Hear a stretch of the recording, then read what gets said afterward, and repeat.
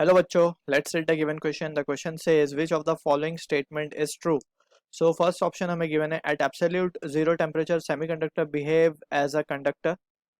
Option 2 हमें given है the energy gap in semiconductor is more than that for insulator. Option 3 हमें given है the resistance of semiconductor increases with increase in temperature. Option 4 हमें given है the resistance of semiconductor decreases with increase in temperature. So basically हमें check करना which of the options are correct. So for that as a concept over here हमें पता होना चाहिए कि for conductors की अगर हम बात करें सो एनर्जी गैप और जो फॉरबिडन एनर्जी गैप होता है between valence band and conduction band it is almost 0 electron volt. और फॉर सेमीकंडक्टर की अगर हम बात करें सो ये एनर्जी गैप जो होता है it is less than 3 electron volt. अगर जो भी एटम या जो भी एलिमेंट जिसमें forbidden energy gap is less than 3 electron volt तो उसे हम सेमीकंडक्टर कैटेगरी में रखते हैं. एंड फॉर इंसुलेटर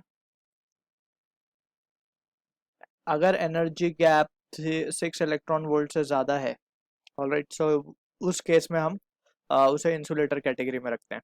ऑलराइट, सो अब हम ये चीज़ें डिफाइन की गई हैं. अब उसके बाद we will try to answer the given question. So first option को अगर हम देखें एट एब्सोल्यूट जीरो टेम्परेचर यानी 0 केल्विन की बात हो रही है यहाँ पे. The semiconductor behave as a conductor. So यहाँ पे अगर हम देखें एनर्जी बैंड गैप बना के देखें सेमीकंडक्टर्स के लिए, so this is the conduction band and this is the valence band. So 0 kelvin पे electrons are in the valence band are almost freeze, वो कंडक्शन बैंड में मूव नहीं कर सकते. सो यहाँ पे कह रहा है at absolute zero temperature semiconductor behaves as a conductor. Alright, so this is false. So ये स्टेटमेंट करेक्ट हमारा नहीं हो सकता क्योंकि जब कोई इलेक्ट्रॉन कंडक्शन बैंड में मूव ही नहीं करेगा at absolute zero temperature, so how we can say ये कंडक्टर बनेगा. कंडक्टर में तो electrons are readily available. So this is the false statement.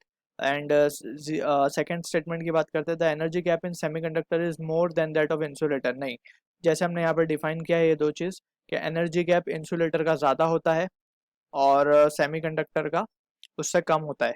Alright, सो यहाँ पे बोल रहा है energy gap in semiconductor is more, so this is again false. अब थर्ड ऑप्शन को देखते हैं हम. The resistance of semiconductor increases with increase in temperature. So ये भी इनकरेक्ट है. सो इसे समझते हैं पहले कि क्यों इनकरेक्ट है या क्यों फॉल्स है ये.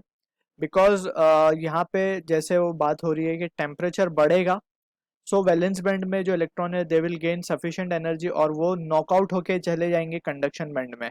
Alright, so in that case हम कह सकते हैं कि electron will jump into conduction band. कब? जब टेम्परेचर इंक्रीज होगा.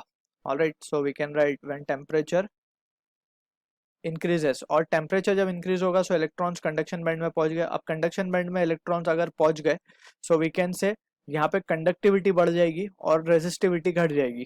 तो यहाँ पे बोल रहा है कि रेजिस्टिविटी तो बढ़ रही है विद इंक्रीज इन टेम्परेचर, जो कि इनकरेक्ट है. ऑलराइट, सो वी कैन से जब टेम्परेचर बढ़ेगा तो रेजिस्टिविटी घट जाएगी. क्यों? क्योंकि अब कंडक्शन बैंड में इलेक्ट्रॉन्स पहुंच चुके हैं. अब they will be start to conduct करना शुरू कर देंगे वो. और अगर कंडक्शन बढ़ रहा है तो दैट मीन्स रेजिस्टिविटी घट रही होगी. So we can say option fourth is a true statement. I hope you understood the solution. All the best.